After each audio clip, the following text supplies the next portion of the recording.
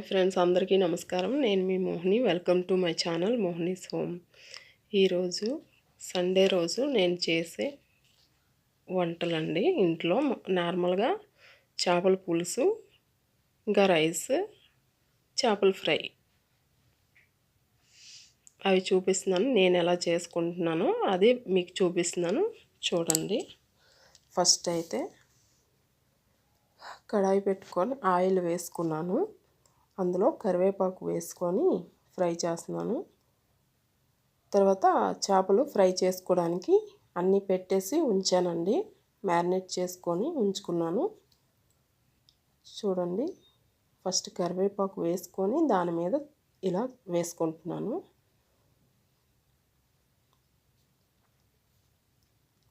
ఇంకో సైడ్ కూడా టర్న్ చేసేసాను.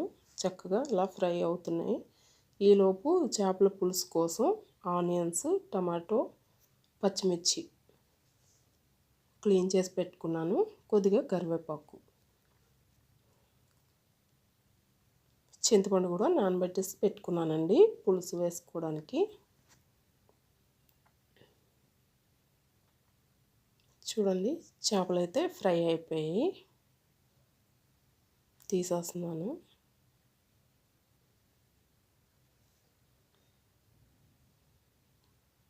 ఇలా కరివేపాకు వేసుకొని ఇలా చేపలు ఫ్రై చేసుకుంటే చాలా బాగుంటుందండి. మంచి ఫ్లేవర్ వస్తుంది. ఇంకా మనకి జుట్టుకి చాలా మంచిది కదండి కరివేపాకు.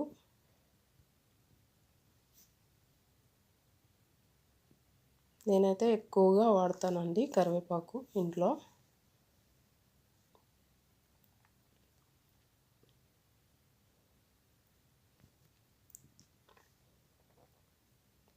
తర్వాత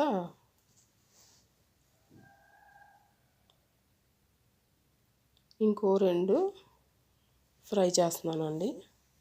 ఫస్ట్ అయితే 2 చేసేసాను కదా, బాగా ఫ్రై అయిపోయి తీసేసాను. ఇంకో 2 వేసేస్తున్నాను. చూడండి, మ్యారినేట్ చేసి నేను ఒక హాఫ్ అన్ అవర్ ఉంచేసానండి ఇలా. ఆ తర్వాత ఇలా ఫ్రై చేసుకుంటున్నాను.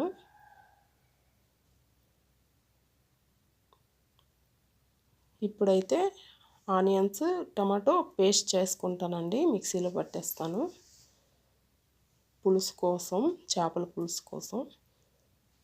తర్వాత ఫిష్ అయితే ఫ్రై అయిపోయి తీసేసాను. పులుసు కోసం కరివేపాకు, పచ్చిమిరపకాయలు ఫ్రై అయినాక ఆనియన్స్ వేసేసాను. అవి కూడా ఫ్రై అయినాక అల్లం వెల్లుల్లి పేస్ట్ వేసుకున్నాను. అది కూడా కొంచెం పచ్చివాసన పోయే వరకు అలా ఫ్రై చేసుకొని తర్వాత మిక్సీ అయితే పట్టేసాను మధ్యలో ఇవి ఫ్రై అయ్యేలోపు. తర్వాత ఉప్పు, కారం, సాల్ట్, ధనియాల పౌడరు, జీరా పౌడరు అన్నీ వేసేసుకున్నానండి. పసుపు అన్నీ వేసేసి చక్కగా కలిపేసాను. తర్వాత ఈ పేస్ట్ కూడా, ఆనియన్ టమాటో పేస్ట్ కూడా వేసేసాను. కొంచెం అలా పచ్చివాసన పోయే వరకు కొంచెం ఇలా కలిపెట్టుకొని ఉంచుకోవాలి.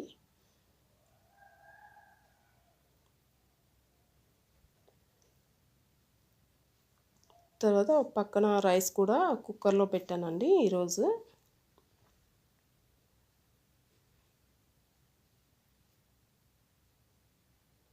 తర్వాత ఆనియన్ పేస్ట్ బాగా వేగినాక చింతపండు రసం అయితే వేసేసుకున్నాను.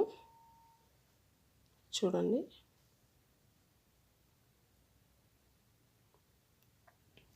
ఇంకా అలా మూత పెట్టేసి ఉడకనివ్వాలండి. తర్వాత ఫ్రై చేసుకున్నాను కదా ఇలా ఫిష్, వాటిని ఇలా ఆనియన్స్తో గార్నిష్ చేసుకున్నానండి. చూడడానికి బాగుంటుంది కదా. తర్వాత చూడండి, బాగా ఉడికిపోతుంది చేపల పులుసు. స్మెల్ అయితే చాలా బాగా వస్తుందండి.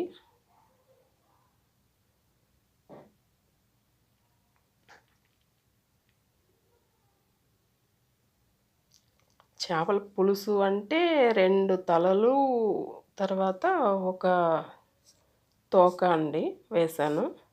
మిగతా అన్నీ ఫ్రై చేసేస్తానండి.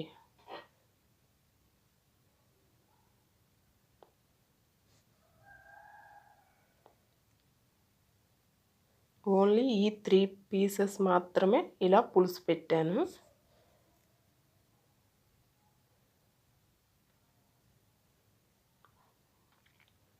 చూడండి, పులుసు అయితే ఎక్కువగా మరగనివ్వకూడదు. అయిపోయింది.